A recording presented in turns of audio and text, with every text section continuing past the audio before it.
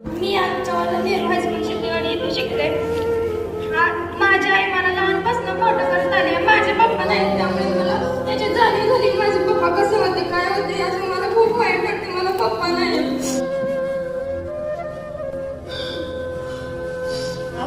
सरांकडून कळलं की पप्पाचं महत्व काय असतं, आईचं महत्व काय असतं.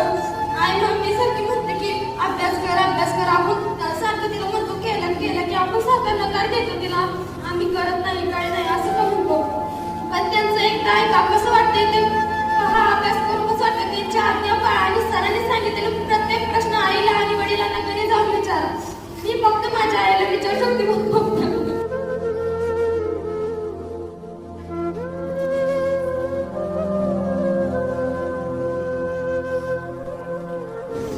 की आरती सचिन तार त्या मुलीचे जे काय शिक्षणाचा खर्च असेल तो इथून पुढं मी करेन. तिचं बालिका